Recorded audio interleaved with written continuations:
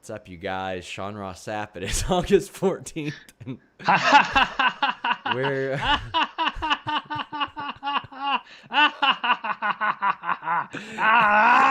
Everyone that comes in contact with Jeremy Lambert changes. Oh, God. Sorry if I blew out anyone's speakers. I mean, this shit, man. We're here to talk SmackDown, by the way. Here we are. I got to run through the plugs. Leave a thumbs up, subscribe. We are on podcast platforms everywhere. The easy thing to do, fightfulpods.com. You can download the show there. You can stream the show there. You can watch the show there. But leave us a thumbs up, subscribe if we are on YouTube. Who the hell knows if we're on YouTube right now? Who knows? They decide, oh yeah, we're gonna give you 1,000 views for this listing your boy. We're not gonna put you in the subscription box. Then the next thing you know, we got a random SmackDown episode dropping 11K. Like, I don't know what the hell's going on anymore. I just know that you all should leave a thumbs up. You should subscribe, and if you're watching live, donate a super chat, any amount. Get your question or statement read on the air. Hot diggity dog. You were on with Denise yesterday. I was on Wrestle Talk with Denise Wednesday on Quizzlemania. I don't usually plug outside shows, especially those dorks at Wrestle Talk. But if you hashtag FTF on literally everything they post, and then hashtag FTF and super chat their SummerSlam show, they are going to have to change their slogan to fuck that fuck. It's Y'all got fucked on Quizzlemania from what I saw. We did, and I saw somebody, they put a comment there like, Sean's really grating, saying you got screwed all the time, this gimmick. It ain't a gimmick, buddy. We keep getting screwed. The team that we were given was the Acolytes. Denise asked a question that I admittedly didn't think, I was like, not one I would ask, but she said, were they both main eventers? And Adam Blampied, I'm not even going to call him Blampied. He's Blampied. I'm not even going to say his name right. He said, no, in his British accent. Ron Simmons and JBL were not main eventers. I mean, I'm pretty sure they main evented. Ron Simmons, former WCW World Heavyweight Champion. Yeah, JBL, former WWE Champion. Yeah, they both main evented. Screwed. We got screwed per usual, but legitimately, congratulations to Denise. She is a co-host on their Friday show now. She's worked very hard, and she deserves that, and we're very happy for her. She'll still be there on Mondays on the post-Raw show, but here we go. We got SmackDown. SmackDown to talk about. By the way, guys, I got a Jeff Cobb interview that dropped today. I got an FTR interview that dropped today. I guess we Tama Tonga coming as long as is coming next week. He doesn't come fight you for that Enzo question. He liked my jokes. I'm good with Tama Tonga right now. Lots of laughs in that show. Oh, it's like here we are. Gotta get to it. Retribution shows up right out of the gate. And oh wait, we got super chat, so we don't have to talk about SmackDown yet. It won't stay up, says. So WWE is TV 14 now? Reason why for the change? Do you think maybe it's this man-on-woman violence? I guess. I mean, I don't know what they did tonight that was any different than what they've been doing outside of Braun dropping Alexa but not dropping her. Yeah, I don't know what it didn't feel like a TV 14 show to me, so I have no idea. By the way, these are completely subjective. Like, this isn't the MPAA or the ESRB that like sets these ratings. WWE gets to decide whatever the hell they want. Well, and the network. So, I mean, that's a little bit weird that they would do that because they could put anything they want on a TV PG show.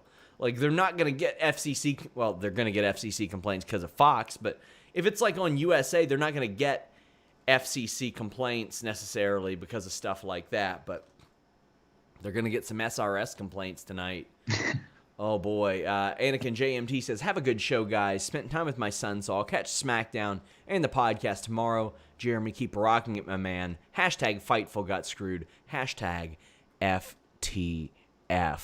Don't watch SmackDown, Anakin JMT. Just you can listen to our show. Don't watch SmackDown. Do something better with your time. Yeah, I hope you decided to listen to our show before SmackDown. That way you can just catch whatever on YouTube. Yeah. Boy, man. Oh, hey, we got some more super chats. Keep sending them, everybody. Throwback 27 says, have a kick-ass show, guys. Work in the morning. Good to see Abyss on WWE now. Makes things fun with Joe, AJ, and him on now. Well, I don't think we're going to see any more out of Abyss than what we saw, but let's go ahead and talk about that because it keeps us from talking about Retribution a little bit. AJ Styles is backstage scolding the former Abyss, Joseph Park. I love this. I was a big TNA fan, big time, and their feud was one of the first things that I saw and really loved, and I think that that Abyss helped make AJ Styles in TNA, especially because he was a big dude.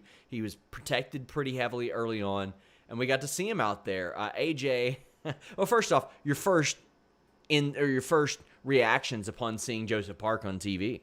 That was a good use of him. I mean, we know he's a backstage producer, and they've done this before with guys like Adam Pearce and Noble and stuff. So get him on TV. It was obviously a nod to their TNA days. I don't know who, if Park requested it, if AJ requested it, but I thought Park was great. Like the facial expressions he does in that character is fantastic. So I love this. Like you, I grew up watching those TNA days, like him and AJ and the cage. That cage match is one of my favorite matches from TNA, and I think the Impact account actually tweeted that, like, go watch it on Impact Plus. WWE fan Garrett Kidney, I think, tweeted that out. But yeah, that was great. Like right now on Fightful Select, we have Louis Dangor and Alex McCarthy reviewing each WWE pay-per-view from 20 years ago because it was the month that Louis was born, which is wild. I kind of want to go back and watch like 04 to 2009 TNA. I loved it so much, man. And they were a big part of that. Evan Wright says, wish this show would enter the abyss, as if we were so lucky. Dylan Byrne, thank you for your super chat. If you have a question or statement, just go ahead and send it in. I see where you'd kind of mentioned that. Paul Smith says, AJ Styles is just the best. All I have to say. He rocked it tonight. He came out with his whiteboard, and it was the phenomenal Intercontinental Statistics System. Piss. Ha! Get it, Sean. Dude, a good piss joke. I appreciate it. And he unveils the list, and it's just him, which I like even more. And I like that Joseph Park is with him. I kind of hope that Joseph Park is sort of like his second, but they can't EC3 this guy. He can talk, Jeremy. Yeah, but they don't need him to talk, though. Like, they're not going to actually push Joseph Park. I mean, they should have pushed EC3. They should have done something with him. Just as the muscle. Yeah. Muscle, but the big ass guy. Yeah, I mean, but he can get over just doing facial expressions. And I like that AJ has somebody to play off of. And Park does great in that role. I think it'd be great if they kept it together.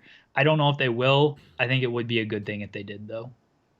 So Jeff Hardy comes out and he's like, man, I wish that we could have had our match in the tournament, but I want it now. And Styles says that he respects Jeff Hardy. He says he's sure that a lot of people would love to see this match in a WWE ring, and I didn't realize they've not had this match in a WWE ring. They've not had a one-on-one. The last one was July 2013 in TNA. And then Styles says, hell no. Jeff Hardy beats him up and signs his name on the board. I like that touch. I kind of wish that that's the way you get an Intercontinental title shot now. You steal his board, you sign it. If you get through Styles, and do you remember that old Tough Enough game where they had to go through the Basham brothers to get that little flag off the corner or whatever? It was the $1 million one. That's it, but with the whiteboard. He signs it. And backstage, AJ tries to wipe it off, but it's permanent marker. Of course, Jeff Hardy would be involved in some more piss segments. That's apparently all they know how to do with this guy. I I like that AJ is like analytics, statistics, and I mean, hey, he put more effort into this than yeah, people are gonna be mad at me. The AEW analytics and stuff, I've been promised that for a year. Where's it at? Yeah. And AJ's analytics are just as good as the analytics that AEW does on Dynamite. I thought AJ was great here. I popped for the, yeah, they everyone does want to see this match. You know what? You're a legend. All right, hell no. Yeah. I thought Big fan of AJ's accent. And this was by far the most super chatted thing already. Someone says, was AJ segment a dig at AEW? Maybe like a playful, harmless one, but I mean, I like that stuff. Colt Badeau says, AJ just went to SmackDown to hang out with Abyss. I would like to think so. He's like, get me on the brand with the TNA producers. That's where I want to be. Where's Sanjay? Is he still around? Where's Jarrett? Is Jarrett still there? I think he is. I'm not sure. He's still legal battling, man. Oh, he is. That will never end. The Line Drive says that was probably the most enjoyable SmackDown since the first PC show, in my opinion. Damn, that's bold, buddy. He says primarily thanks to AJ and Abyss being the best thing since the list. I don't disagree that this is one of the best segments since then, but definitely don't believe that it was one of the best SmackDowns. We've covered 2 of them that were better than this since you started. Yeah, this segment was great. The rest of the show was not good at all. Not good. It wasn't. But more power to him if he enjoyed it. More power. Yeah, if you enjoy it, sure. I just didn't think so. Throwback27 said, AJ had a big list. It was a pissa. I get it. Joseph Farley says, got high before this show, and it's always such a good idea. Makes literally anything and everything palatable. Yes. Well, fortunately for you guys, you're not going to need to get high to make Magic Spoon palatable. I love it. My favorite cereal. Oh, my God. It's just wonderful, you guys. I've talked about it before. I love it. Growing up, cereal is one of the best parts of being a kid. I had to give it up. Too many carbs, too many calories, too much sugar. Been trying to cut it down. Shut up, Jeremy. I realized I just couldn't eat cereal the way that I used to anymore, and I've said it time and time again. One bowl of Cheerios doesn't get it done for me. It's a giant-ass bowl. Then I go back and refill it. Not with Magic Spoon. I get their great variety pack, cocoa, fruity, frosted, and blueberry. And one serving gets me filled up. That's because it's got 0 sugar, 11 grams of protein, only 3 net grams of carbs in each serving. It tastes amazing, and it's too good to be true, but it is true. It's keto-friendly, grain-free, soy-free, which is very important, low-carb, gluten-free, and GMO-free. My 2 go-tos are the cocoa and the frosted. Fruity is emerging. That's the one I'm on right now, and I love it. I tore into my blueberry this morning as well. Very, very good stuff. Go to magicspoon.com/Fightful. Grab a variety pack and try it today. Use our promo code FIGHTFUL to get free shipping today. They're so confident in their product, it's backed with a 100% happiness guarantee. So if you don't like it for any reason, if you're a miserable piece of crap who doesn't like delicious cereal, they'll refund your money, no questions asked. I mean, I'll ask you some questions. I'll say, what's your beef? Why are we fighting? Why am I chasing you down the street trying to feed you this stuff and saying, hey, what gives? What did you do wrong? You put water on it instead of milk? What's wrong with you? Do you eat cereal with water? No, who does that? Exactly. So don't do it, okay? Magicspoon.com/Fightful. Like I said, use that code FIGHTFUL, free shipping. Thank them for sponsoring the podcast. Hit them up on Twitter at EatMagicSpoon. Say, you know what? Sean threatened to chase me down if I don't eat this cereal right.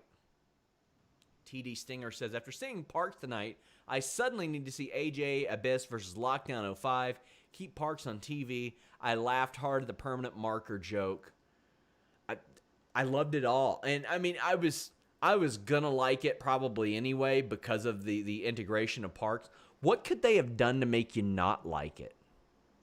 I wasn't quite ready to like it at first. When Yeah. AJ is doing this piss stuff and he's out there with his wife, I was like, this is just dumb. Like this, Yeah. the show had already broken me by this point anyway, so I was just ready to not like it. They turned it around with the permanent marker stuff and then Abyss's facial expressions. If they'd gone harder with the piss stuff. If they had brought out actual piss again, because we need more of that, then I probably would have hated this segment. But they played the right notes on this one. Yeah, I thought so too. Pass it to DJ says, love you guys, but can't wait to hear Alex get sour about this on SmackDown tomorrow night. Sour Graps, don't sleep on that show, guys. Alex has one of the best one-man podcasts in the world. He's got such phenomenal analysis. And I know a lot of people, when we pull him off Mondays and the SmackDown show, they're like, he's getting demoted. No, I wanted him to have his own show because he's got plenty to talk about and plenty to rant about. So subscribe to FightfulSelect.com. Check that out, my friends. A one-person show is so difficult, too. And Alex is great at it. It is. Like, here's the thing. A lot of people don't realize those 20, 30-minute shows I do on Select, the Backstage Report, or even the Q&A, which is about an hour, those take me about twice as long to do because I'm stopping constantly, looking up stuff and making sure that my notes are right. Alex carries it by himself. It ain't easy. It ain't easy. Rob Wilkins, our dude, says, we had tornado warnings up here, so I went to look for the damn thing when Sheamus Corbin showed up on my screen.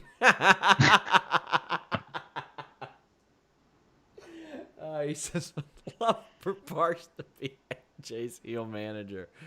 Oh, well played. I did not read that before it came through. Oh, man. So, Big E's supposed to fight John Morrison. He eventually does. But Retribution show up. Now, WWE say they've increased security to prevent Retribution. By the way, a group in which they have named, broke the news of, and not pursued legal action against within the confines of their program. Retribution has been doing some recruiting. These people are big. That or steroids work because these people got much bigger in the span of less than a week. I think Kalisto's running Retribution right now. Jesus, man. So they attack. Miz checks on Morrison, and I'm just sitting there thinking, great, now just have Big E destroy all these dorks and let's move on. But Big E and Morrison are backstage with a bunch of other wrestlers. And, just what this needs. It needs a dose of King Corbin coming out and saying some dumb king shit. I'm a leader. I'm a king. And you should be my royal servants as I lead you to... Joseph Farley says, Retribution is a false flag operation. Wake up, sheeple. I would just love that if everybody super chatted me as if they were somebody's aunt or uncle on Facebook, not fact-checking anything political that they do. But Big E calls them the Foot Clan, compares them to Rick James. Sheamus gets in Big E's face, so I guess that's a feud now. But Retribution tonight. This is before the main event. So what do you think about that initial thing? I don't even remember what happened with the initial thing. They beat him up. They beat a bunch of people up. That's it. Yeah, okay, cool. Great job, security. I'm with you. Big E should have just destroyed all these dudes and that. Actually, you know what should have happened? I pitched this last week and they didn't do it. They should have destroyed everything, destroyed the ring, and then that's it. Just the show goes off the air. We don't even have SmackDown. We don't need it. I've also pitched they should just blow up the Performance Center. If they're going to Amway Arena next week or whenever it is, blow up the Performance Center. All right? Like, if you're going to do this angle, go completely over the top with it. Right now, there's a bunch of nerds. Yeah, they are. I mean, granted, like you said, they got bigger, so that's cool. Oh, steroids work. This battle royal. Okay, so I got problems with this. Real problems with this. Apologies, I had to cough and clear my throat for this shit. Sasha and Bayley do introductions and are shocked to see Asuka. I wasn't. This is what we predicted. Carlos Toro with the scoop on this one. Uh-huh. And, whoo boy. So, they see Asuka. Everybody else runs out. Tribe ran Battle Royal for a SmackDown SmackDown title match. This is effectively the 7th, 8th match in the Riot Squad Iconics feud already. I'm done with it. And you know what else I'm done with? Why do you have refs out there if 3 people can be illegally eliminated? Why is it legal for somebody to slide under the bottom rope and eliminate somebody or eliminate them afterwards? This is dumb. I hate this shit, man. Hate it. This whole battle royal was terrible. Like, just terrible. It could have been used as an opportunity for somebody to at least get a match at SummerSlam. And like, this really just highlighted that they have no ideas. Let's throw all these women into a battle royal for a match. We've got like 15, 18 women total in this segment, including Bayley and Sasha on the outside. 3 of them are wrestling at SummerSlam for the 4 titles that they have. Like, it's just, there's a math problem there, and it's not good. It's not, they couldn't heat up anybody for this spot. Just let's give it to Asuka, even though she's already got a match. Yeah. This sucked. Colt Bedeau says, hey, Shotzi and Tegan got time to shine. Same with Belair. Belair, it hit actual air on her elimination. Tegan got eliminated by someone who was not in the ring, and Shotzi got punched out by the 50-50 queen, Lacey Evans. I guess cutting hair was more important than a title match to Sonya and Mandy, because they're not even here. Tamina. At least Bianca had a good... Yeah, Bianca had a good elimination of Tamina, but that was the highlight. By the way, Tamina gassed in 3 minutes and super kicks Nikki Cross out. What? Okay. Lacey Evans tosses out Naomi, so that must continue. It annoys me so much. Like, one of my big pet peeves in battle royals and Royal Rumbles is people who have been eliminated eliminating people. It's lazy. It worked. Super lazy.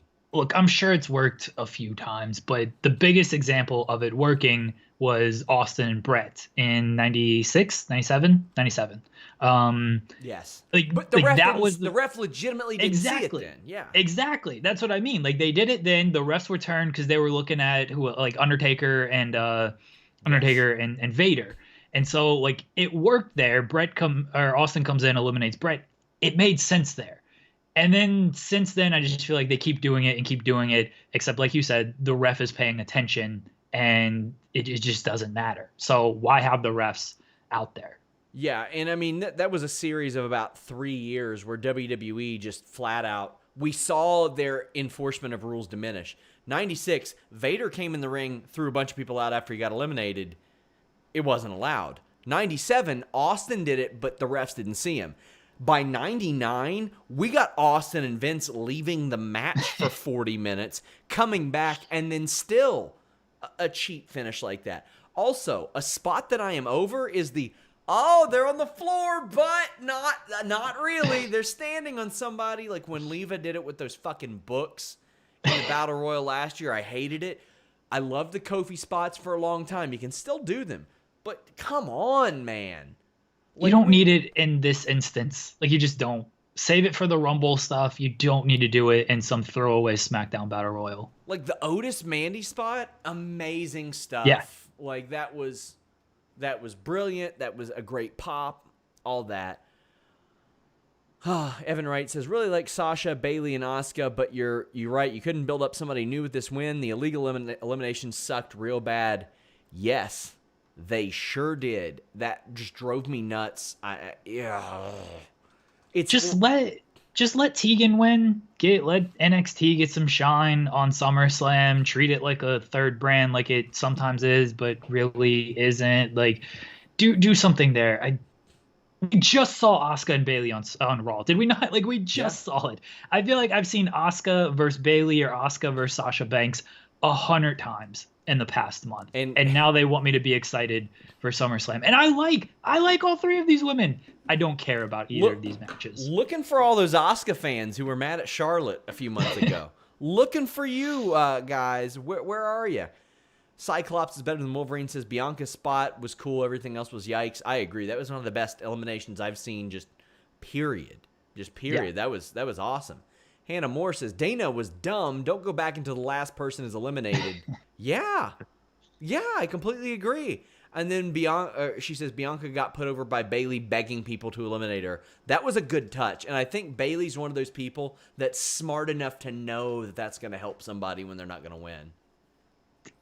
Maybe, yes, but are they going to follow up with anything on that? That's the issue, is like, yeah, Bayley can do all this stuff, but is it actually going to be followed up on it and lead to something? And probably not. Like, good on Bayley for trying it, just no faith otherwise. The bad one, Ryan B. Bad, says Shayna should have won in order for her to win the SmackDown title and move over to SmackDown. That would have been a great move. That would have been a good way to get her over there. But really, honestly, I think the person who should lose is Sasha, because there's story there to her not ever defending that title successfully. But I do agree. Shayna and really any other established in-ring veteran should be moving over there. They need a couple of them over on SmackDown. That way they can have matches with Lacey and Naomi and people like that. We also have Hannah Moore saying, Jeremy about to get a call from WWE because he's telling people to blow up the Performance Center. I told the story on Listing Your Boy. Did you? About the call that you got. Yeah. I don't watch the product, so I apologize. You don't watch the product. It's okay. I don't watch the product either. But yeah, we know, because Denise and I spend 45 minutes talking about Taylor Swift. I watched some of it. But I'll get to it after this segment. We get a super chat saying, are WWE scared to build stars or something? Why does Asuka need to be in both matches? Is Shayna busy on SummerSlam night?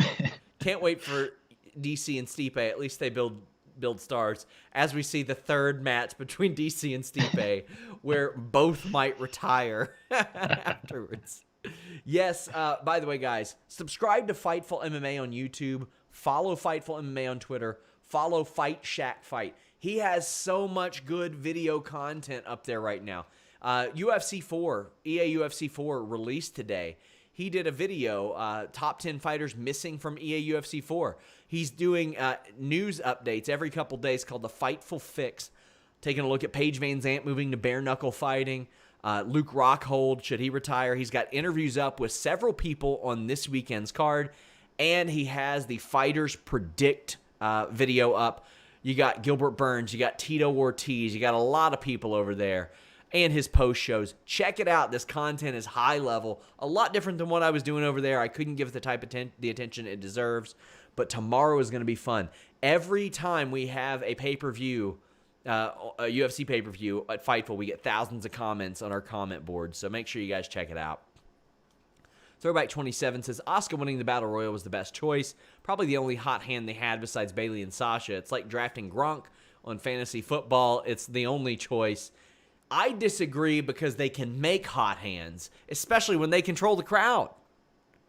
Yeah, it's the only hot hand they have because it's the only person they've put in that position. Yeah. Like, they can put literally anybody in that position, and they've just chosen to keep going with the same three people.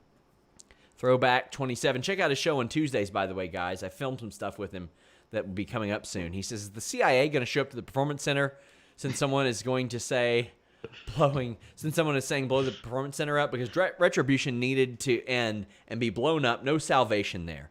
So here's the story. And this is not me shitting on WWE, because I get it. We ran an article because somebody had posted a thing saying all these kidnappings at Full Sail, et cetera, about Retribution and Legado del Fantasma. And Full Sail's honest-to-God Twitter posted a tweet like, oh, we are very concerned about the safety. So we wrote an article about it because it's funny. It's newsworthy. But WWE hit up Jeremy, and well, what'd they say? They just said, we need you to remove that. You know, we don't want people Googling Full Sail and thinking that there are actual kidnappings going on. And that is why, you know, they don't decide to enroll in Full Sail. And I was like, okay, like, it's not reality. He's like, no, we understand it's not reality, but, you know, it's a partnership with Full Sail. We don't have an issue with it, but we just don't want to upset our partners at Full Sail. And like, I get it, but I mean, you know me. If I get the chance, I'll be like, no, fuck WWE. Yeah. Like, I don't care. I mean, we left a lot of stuff up that they've asked us to remove, but I get it. I do get it there. I understand why. I do understand why they don't want that, because I do understand the power of SEO as well.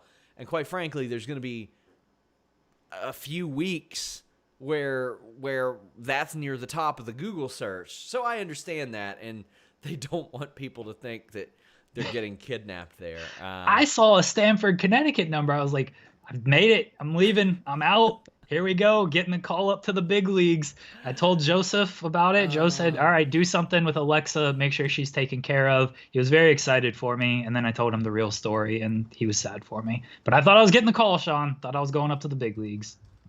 Yeah, we have Maurice saying, Sean, I left a super chat about the Battle Royal. I will go track it down, but you need to start leaving those on the actual chat.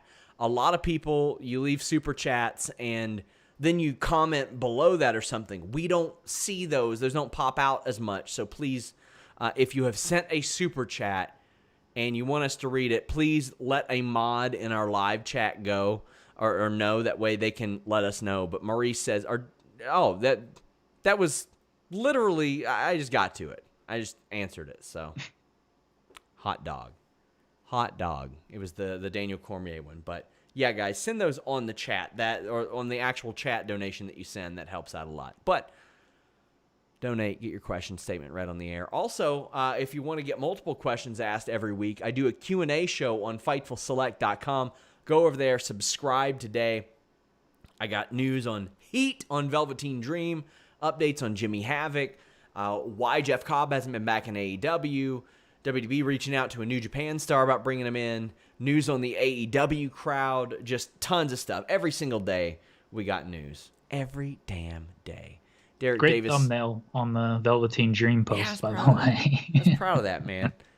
Derek Davis says, friendly reminder, don't sweat the petty stuff and don't pet the sweaty stuff. I'm tired of someone rolling under the rope until the last minute. It's every Rumble and Battle Royal. I agree. There should be like a time limit, so to speak, on there.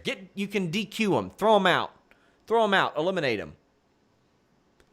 Sheamus goes up to security, and he's like, go grab a pint. They're not showing up while I'm here, which kind of minimizes them a little bit. They should have attacked him right then. They should have, immediately. So, Sheamus beats Shorty G, Chad Gable. Wins with white noise and a brogue kick. Gable hit an ankle lock at one point. Like, why should I give a shit about Gable here? Remember they had this match at the Rumble? Do you remember that match, Sean? I only remembered because they told me on commentary, and that was it. Oh, I didn't even hear them say that on commentary. I only remembered because Sheamus did an interview, and he was like, what was the point of that match at the Rumble? Like, they put it on the pre-show or something. No one was there. No one cared. The feud wasn't good. Why did we do that match at the Rumble? So that's how I remembered it, is Sheamus buried his own match. Yep. And this match was about as important as that Rumble match. Yep, and nothing happened. The most noteworthy thing that happened was at the end of the match, Michael Cole goes, Sheamus looks the best and is arguably on the best roll he's ever been on. And I'm like, he lost by DQ last week. That's why they had this match. Also, he got piss thrown on him recently and lost a bar fight. Doesn't matter. Doesn't. It's what have you done for me lately? What have you done for me lately? Sheamus won. He's on a one-match winning streak. He'll probably get a title shot now. Man. What's next? Let's see. Grand Metalik. Well, Lucha House Party steal the tag titles. This is a good match. Grand Metalik against Shinsuke Nakamura. Very good. Inverted exploder hit, and I'm like, this is too good to be true. What's going on? And then they do interference, sort of. Kalisto is back, and he is jacked. Holy crap, he's yoked, dude. He went away for 8 months, and whatever he did during those 8 months, worked out with Zack Ryder, evidently. He was definitely, if he's leading Retribution, he's giving them the gas, or he's getting them working out here. He can transform. He can transform people, because this man, he definitely looked good. He did. He looked awesome. Kalisto and Lindsay attack Cesaro. Nakamura gets pinned. Okay. babyface 3-on-2 advantage. Cool, Gotta love it. man. Cool, man. Mandy Rose is backstage. Said she's had detractors all of her life. And she goes, yeah, I was a bikini world champion. But what about working 3 jobs to put myself through school while I did it? Does that sound like I had it handed to me? And I was like, now, how many hours per week were each of these jobs? Do you need her pay stubs, her W-2s on this stuff of how much she worked and she was getting paid? Yes, I do. Very badly. Are you able to hear me okay, by the way? Yeah, I can hear you fine. Okay, yeah. Sorry, my mic keeps shorting out. It sucks. She challenges Sonya to a hair versus hair match. And Sonya accepts. Good promo, except for she says verse and verses in the same sentence, which I thought was funny. She's like, it's me versus you. Hair versus hair. And I was like, what? So we're getting hair versus hair. Hair versus hair. Hair versus hair. I think, yeah. I'm down for this. I had somebody in WWE say to me, do you think it's a coincidence that Sonya has been talking about going to Hollywood and now they're like, maybe we'll shave your head? And I was like, that would be a WWE thing to do. Oh, they couldn't want her now. She's hideous. She hasn't had Can't wear hair. wigs in Hollywood. They No don't one's have ever wigs worn in a Hollywood. wig. I'm looking forward to Herbert. This feud has been good. It had a break for a while for whatever the reasons were, but it's been good. I thought Mandy looked like a lost member of MIA with that camo vest on. I don't know what her MIA name would be, but that's what she looked like there. And yeah, the promos were good. Sonya's done good work during this. It should be fine. I thought they already did hair versus hair with Braun Strowman, though. That's what confused me. Speaking of, Nikki Cross and Alexa Bliss are apparently fine, but Alexa doesn't seem like she wants to hang out with Nikki that much. There's a funny video package that was not supposed to be funny about Alexa Bliss getting interviewed and being like, well, I don't know what the future holds about me and Braun romantically. I don't know.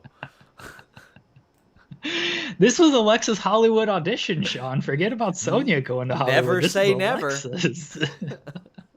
You never say never in this business. Jesus.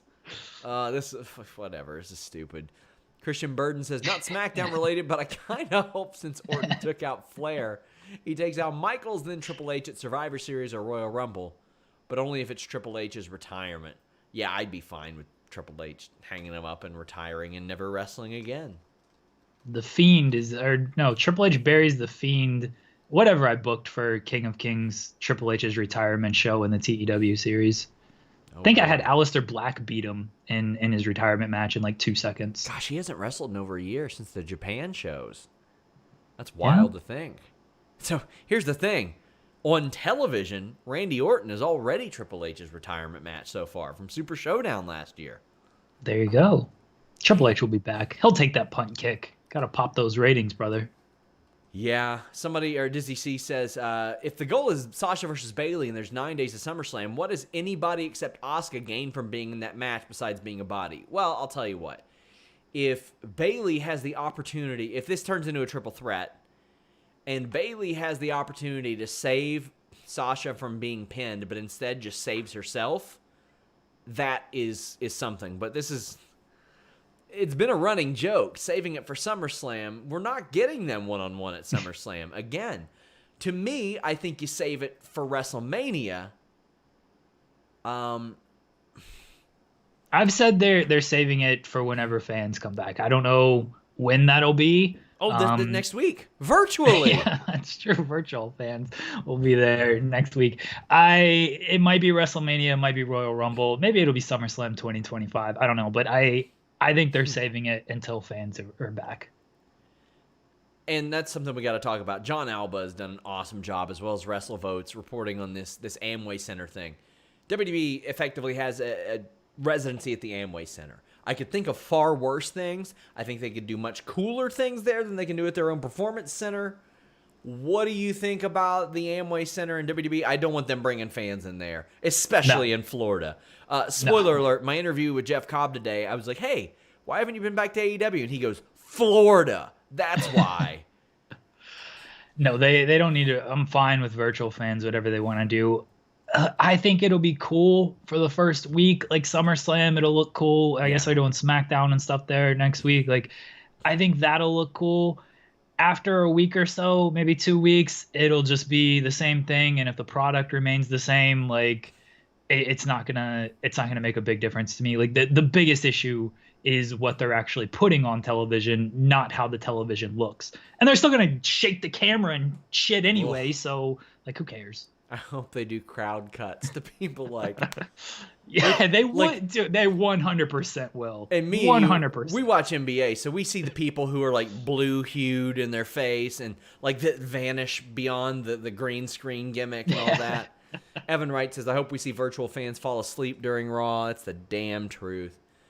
And Ultra Real brought up a pretty good question. He says, do you think they'll continue Raw Underground at the new venue? Yeah, I do. I think they will, and I think they should.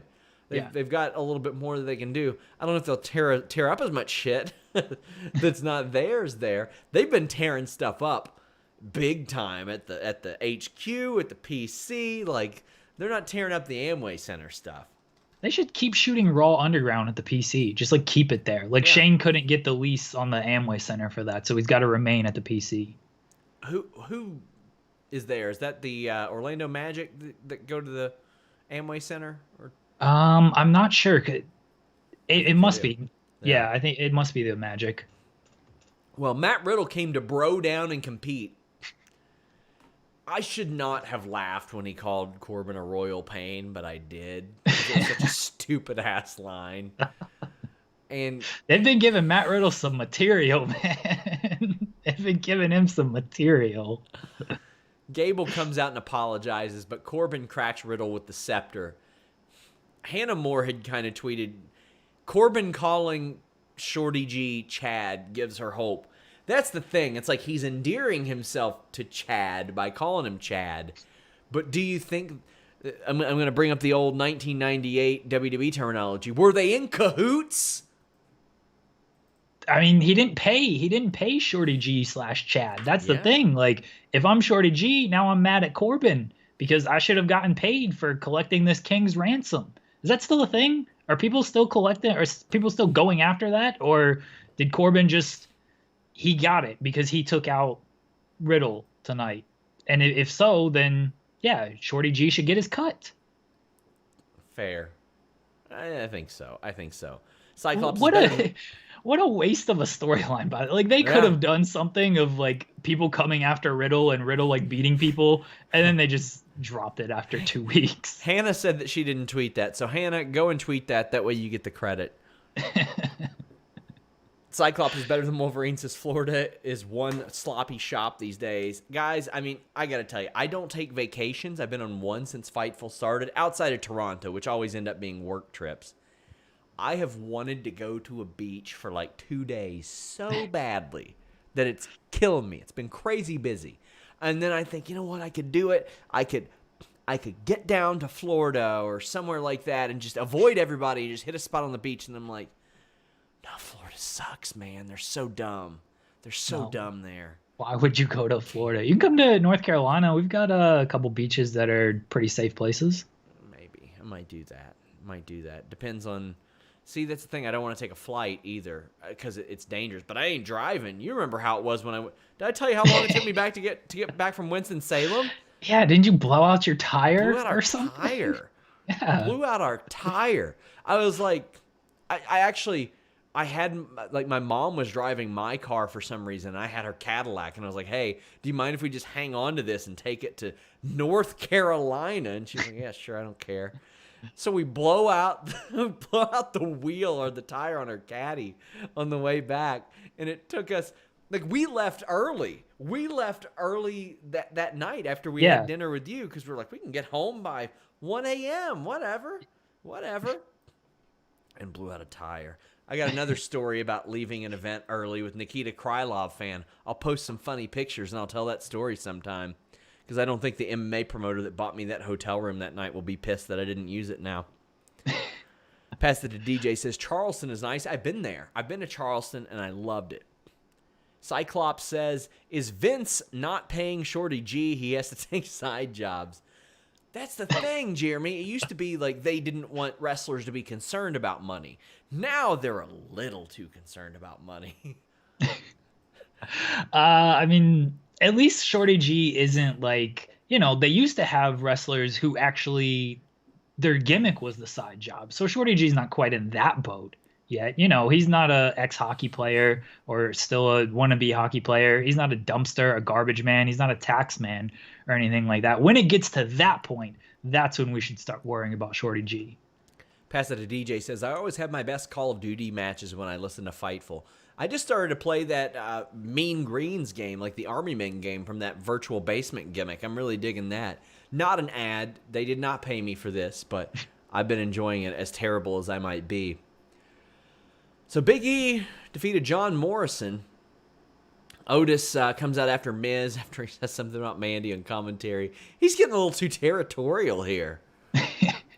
Oh, Bailey was hitting on him on Instagram, so I mean, he's gotta make sure that everyone knows that they're together. He's gotta protect. Maybe she confused him for Ivar because he's so good looking and Eric not so much. No, Bailey was pretty. She said she mentioned Mandy. She was like, okay. "Oh, Mandy, this is your man." So I mean, unless she confused the relationship as well, I don't know. Might have. I mean, everybody likes Ivar. I could see Mandy having a crush on Ivar. Yeah, me too. Everyone does. The lights go out, and Retribution is backstage tearing shit up. The Mayhem does look a lot more realistic, but they locked somebody in the shitter, which I gotta say, I respect it. I respect it. Their logo is just, I guess, the WWE logo crossed out. Whew. Oh, Sean, these anarchists here. No WWE. They did the gimmick of go backstage, go. It's getting crazy over here. That was my note. Jimmy Hart did that so much better when it was the NWO. Because Jimmy Hart, guy who spent a lot of his life, or the last 3 years, getting any goofy-ass character that he could to beat up Hulk Hogan, comes out and he's not Jimmy Harting things up. He's like, get the fuck back there! Oh my God, and tear shit up! That was way better. But Graves, admittedly, I gotta say, at least he tried. I will say, even though it was nonsensical, it's way better than last week's and Monday's Retribution stuff. But like it could not have got worse. I tweeted that last week they had some 5-foot-tall guy waddle to the camera and scream about it being... Nobody took him seriously, man. Ugh. And that bad one, Ryan B. Bad, says, I felt so bad for that guy on the can, and I'm not going to read his hashtag. Instead, I'll just say FTF. Make sure you post it on everything Wrestle Talk does. How'd you feel about the Retribution attack tonight? It was better than last week. It was better.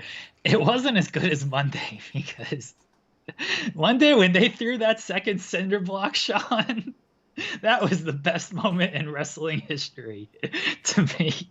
They cheered. The second cinder block through the already smashed window is peak just everything corny and stupid about wrestling, and especially this angle that, I mean, I'm still laughing to this day. And I argued with Denise about how funny this was. She did not find it funny, and I almost just banned her from our program yesterday. God, it was so funny. It was amazing. Like when they did it, I was like, oh, they're going in. That's why they did it, to clear the frame. No, that's not. I mean, come on. Anybody who's done a good B&E with a cinder block knows that's how you do it. You don't want to cut your tootsies. I was hoping they would, smash some glass tonight and then step on it to like really hammer home. Man, we just hate this glass. Now we got to step on it after smashing it. It was better this week. I still can't take this stuff. It's so dumb. Serious. It's goofy. It's goofy. Derek Davis says, love Big E's new finisher. Loved it when Brock did it as the Brock lock, and surprised more big men don't use it. Well, Hikaru Shida, she's using it. And he goes, popped when Denise shouted FTF Wednesday. That's right, hashtag FTF. Big E winning was good. I'm fine with that. But then he gets brogue kicked by Sheamus. And then Sheamus hits the brick because Braun comes out. Yeah, like, cool. All right, just that match Good for Big E. The tonight did nothing for his singles run, unfortunately. Between the attack and the opening segment, the attack during the match, getting kicked, and then Braun just making all of that like feel not important. Just nothing for his run. Oh boy, this segment. All right, let's go. Braun is bald, and they say it's another physical change from the Fiend. And Braun, I gotta say, the delivery is where we need Braun back at. But him saying, I will eviscerate you and eat your entrails. Braun said that he was going to eat Fiend's ass from the inside, basically. That might be how you have to kill this man. We don't know. It's like on Ernest Scared Stupid, where you got to throw like milk on the goblins or whatever. You just don't know what kills him. What is it? Neighborhood Watch, where the aliens, you rip their dicks and balls off, and that's what kills them. Maybe so. Oh my God. August says, WWE is so doofy. You had superstars studying graffiti like forensics in an episode of CSI, and now Braun is magic. What? Well, he fell in that lake, so I assume that's it. And Colt Badeau has something very controversial to say. He says, Alexa's acting sold that last segment for me. Well, let me tell you, I've got a bridge I want to sell you. Hollywood Alexa, man. Donate a super chat and please say something else. Oh, the bad one, Ryan B. Bad, says, Braun went full Gene Snitsky. And then he goes, hashtag FTF. He definitely didn't say anything else. What he went full Big Show, I thought. That's what Evan Wright says. He goes, Braun looks like Big Show with a longer beard. Yeah. Yeah. Cyclops says, that segment gave me secondhand embarrassment. Yeah. So Alexa comes out and she is hurt. And this is about Braun. And here's the thing. If he just was like, you tried to mold me and make me sing songs in your stupid car. Like, I like that part. Because that was real stupid. Like, I thought that, I was like, hey, you know what? Okay, he realizes that was dumb. He shouldn't be worried about Cricket Wireless, no matter how good their wireless network is. He shouldn't be worried about all that stuff. But he's like, no, Alexa, you do not understand. Everyone the Fiend touches changes, including you. And I'm sitting here thinking, like, I get it. Goldberg beat him, but Goldberg touched him, and he's still sitting around talking about ramming his fucking head into lockers like it's normal. Oh, well, sometimes when you want that Goldberg character, you got to get stuff like CTE, running your head into lockers. Yeah, we figured that out. The asshole fans don't understand what it takes to get into the Goldberg character. All right, Sean? You don't get it. You just don't get it. Fucking Marks. Marks don't understand it. Oh, Jesus Christ. So Alexa's like, I'm gonna slap you. Yeah, turn around so I can slap you. She does, too. So many times she does. Oh, my God. And Braun lifts her overhead. And it won't stay up, says Alexa Bliss, the way she landed after that throw. Oh, boy. So they cut the lights out. And to me, it's like, you did this finish on Monday. Yeah. You did the we can't see this on Monday thing. Come on. Yeah, I didn't. If you're going to do it on Monday, don't do it. This wasn't Retribution, though. This was The Fiend coming out. And so that's why the light. But it's the same thing. And they just put some security men next to the goddamn generator, apparently. just edit your show and don't do the same stuff in the same week. This Braun promo, by the way, it wasn't good. And then I love when WWE does the, like, you've got to explain everything. Like, we get it. The Fiend changes people. Like, you know, there's all those Reddit threads and Twitter threads of how, look how layered, look how the Taylor Swift of wrestling, Bray Wyatt, has all of these Easter eggs and stuff in there. We get it. I bet. We get it, everybody. I don't need Braun, like, just explaining all of this as well. It takes away from, you know, it takes away from the imagination, honestly. Like, I'm not saying it's good subtleties. imagination all the time, but it does take away from the imagination.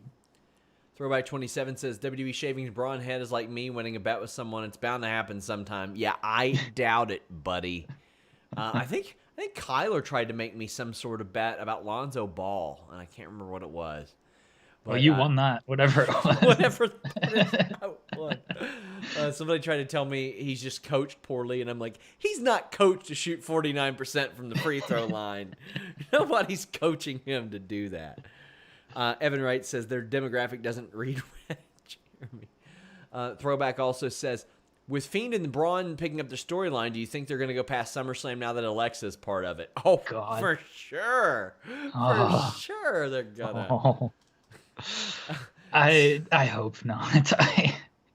I hope not. Scott Frame says next week Braun and Corbin team up to be the King Bald Boys. I doubt it. Throwback says, I hear the White Mountains in New Hampshire are great this year. Good consolation prize for not having SummerSlam in Beantown. Dumb townies. Yeah, they ain't getting events anywhere near there anytime soon, unfortunately. Hey, guys, leave us the thumbs up. We got a couple more super chats to read, but we got to finish this out. Braun is on the Titantron when the Fiend appears.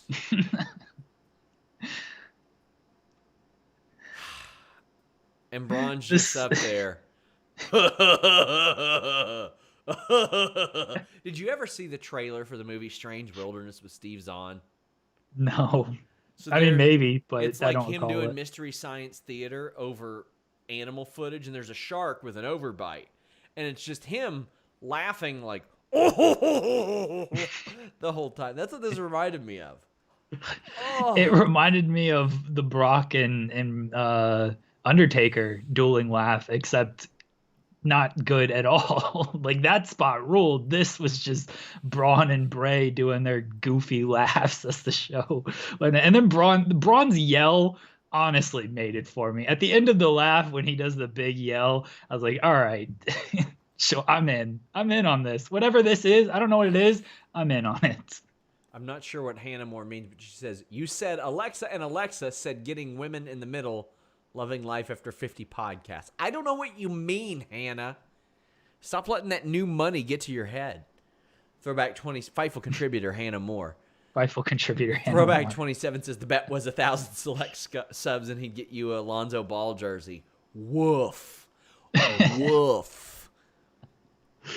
Evan Wright says, I'd pay so much money just for a Vince demonstration on how to throw that second cinder block properly. Yes. Look great for the fans, pal. Hashtag FTF. And Ultra Real says, not SmackDown related, but how long before Hunter and HBK roll up to Dynamite in a tank with the NXT roster to boost ratings? Ain't happening. Ain't happening. Hot dog. Well, I'll tell you what is happening. Jeremy has like 40 shows a week. Well, less this week because Joe is on IR this week, unfortunately, but he'll be back next week.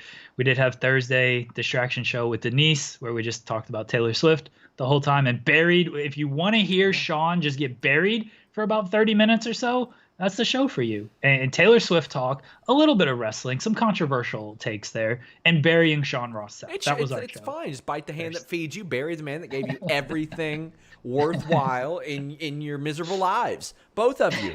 It's okay. And Hannah says, look, learn how to take criticism when we bury you, okay? Don't catch an attitude about it.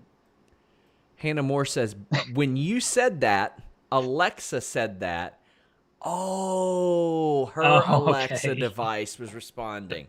It started to play that podcast. The Over 50 podcast? Well, Hannah will probably find a man there based on her preferences. Guys, leave us a thumbs up. Check out my Jeff Cobb interview. Check out my FTR interview.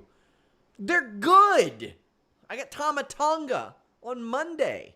It's good. I asked him if he was afraid Enzo Amore was going to beat him up. And he didn't kick my ass for it. I'm invincible. Unless you're getting buried and then you cry about it. Hashtag FTF. Leave a thumbs up, guys. Please share this show. It goes a long way. Until next time, we're out.